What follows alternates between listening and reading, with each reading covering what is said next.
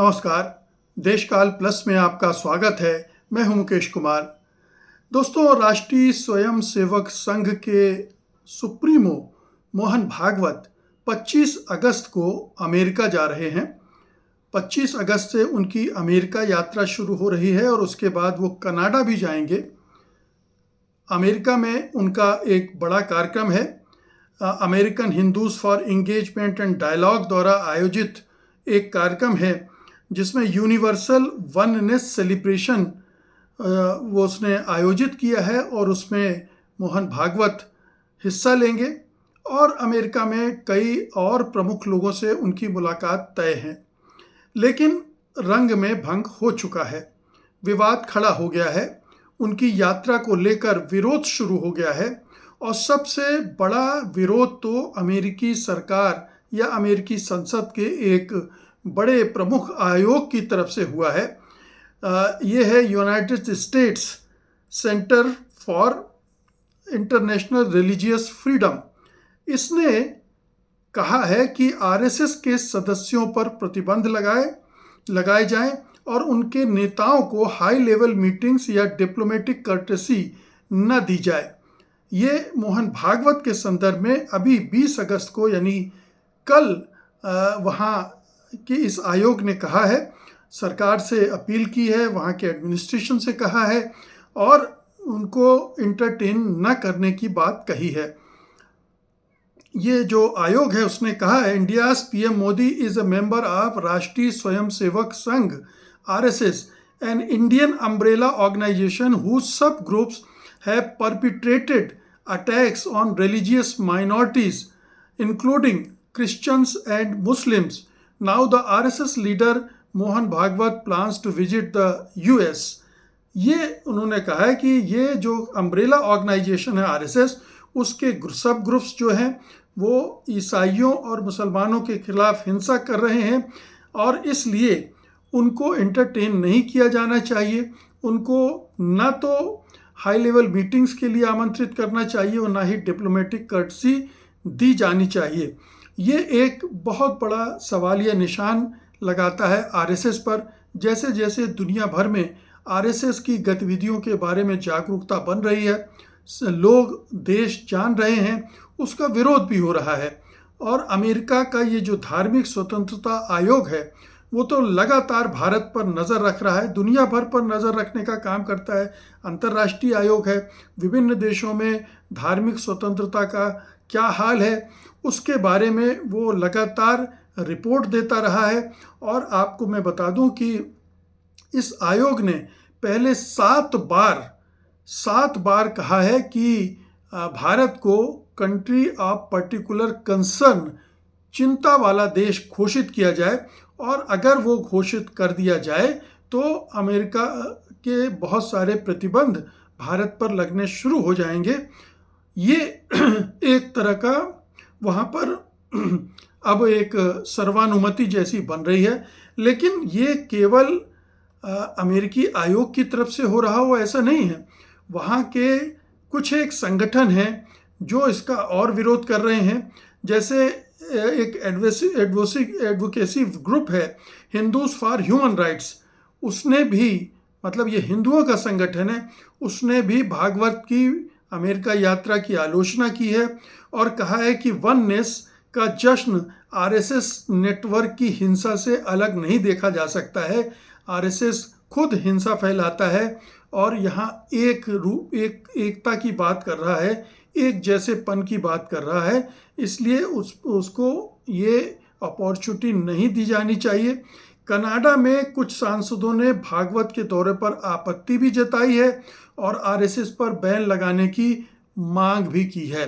तो अभी आपको पता ही है कि कुछ समय पहले आरएसएस के 2 प्रमुख नेता अमेरिका गए थे, दत्तात्रेय होसबोले और राम माधव, और उन दोनों से इतने सारे सवाल जवाब हुए थे कि उनकी फजीहत हो गई थी और उन्होंने जो बयानात वहाँ दिए थे उनको लेकर भारत के अंदर भी विवाद खड़ा हो गया था और अंततः राम माधव को अपने बयान के लिए माफ़ी मांगनी पड़ी थी क्योंकि उनके बयान से मोदी सरकार ही कटघरे में खड़ी हो गई थी। होसबोले भी कुछ इसी तरह के बयान देकर विवादों में फंस गए थे। अब मोहन भागवत अमेरिका की यात्रा पर जा रहे हैं। ये पूछा जाना चाहिए कि आखिरकार मोहन भागवत की अमेरिका यात्रा का उद्देश्य क्या है, एजेंडा क्या है, और बार बार जो आरएसएस के लीडर्स अमेरिका जा रहे हैं उसका मकसद क्या है। क्या ये एक तरह का की लॉबिंग की कोशिश है? पहले भी एक लॉबिंग फर्म हायर की थी आरएसएस ने, शोर मचा तो उससे फिर किसी तरह से पल्ला झाड़ा है, लेकिन ये लगातार कोशिश आरएसएस की तरफ से हो रही है कि अमेरिका में जैसे कि इजराइल की लॉबी वहाँ काम करती है, वैसे ही हिंदू लॉबी खड़ी की जाए। जैसे यहूदी लॉबी है वहाँ पर, वैसे ही हिंदू लॉबी खड़ी की जाए और अमेरिकी एडमिनिस्ट्रेशन को प्रभावित करने की कोशिश की जाए, क्योंकि भारत के ये जो संगठन है हिंदुत्ववादी, आरएसएस है, बीजेपी है, इनकी तमन्ना खुद को इजराइल जैसा बनाने की है और इजराइल के नक्शे कदम पर ये चल रहे हैं। तो राम माधव होस बोले और अब मोहन भागवत अमेरिका जा रहे हैं एक लंबी योजना के तहत, इसमें कोई संदेह नहीं होना चाहिए। और वहाँ किस तरह के लोगों से इनकी मुलाकात होगी, क्या कुछ ये वहाँ पर खिचड़ी पकाएंगे और उसके क्या नतीजे भारतीयों को भुगतने पड़ेंगे, ये बिल्कुल आप समझिए कि लेंस के नीचे है। हर एक की नज़र इस पर होनी चाहिए। और अब इतनी जागरूकता अमेरिका में आ गई है कि वो इन हिंदू संगठनों को संदेह की नज़र से देख रहे हैं। न केवल संदेह की नज़र से देख रहे हैं बल्कि इनके खिलाफ कार्रवाई की मांग की जा रही है। एक बात और इसमें जोड़ी जानी चाहिए, हाल में एक और रिपोर्ट आई है जो ये कहती है, एफबीआई की रिपोर्ट है, फेडरल ब्यूरो ऑफ इन्वेस्टिगेशन की रिपोर्ट है, वो कहती है कि अमेरिका में हेट क्राइम्स 7% कम हो गए हैं, लेकिन हिंदुओं और सिखों के खिलाफ हेट क्राइम बढ़े हैं।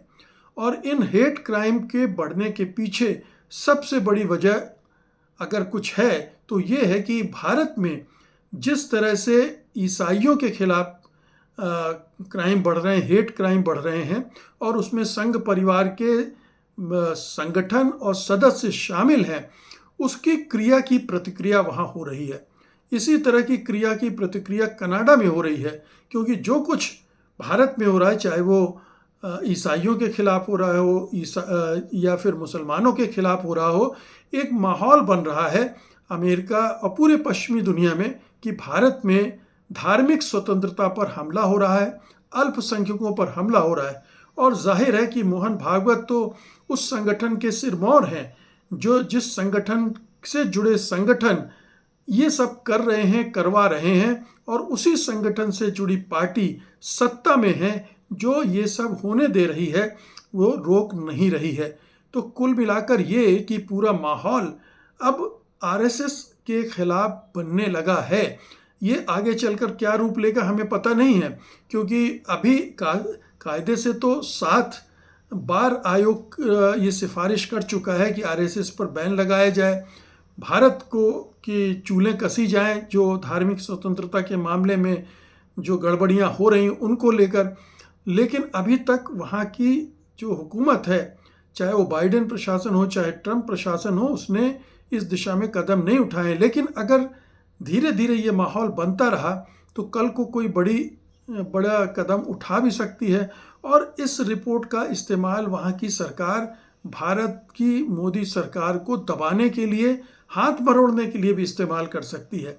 तो ये जो भारत के अंदर माहौल खराब हुआ है, खराब किया गया है आरएसएस के द्वारा और उसके तमाम संगठनों के द्वारा, ये भारत की प्रतिष्ठा को भी खराब कर रहा है और भारत को एक ब्लैकमेल की स्थिति में भी पहुंचा रहा है।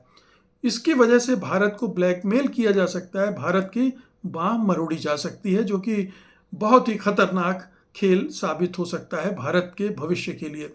बहुत बहुत शुक्रिया आपका, धन्यवाद, नमस्कार।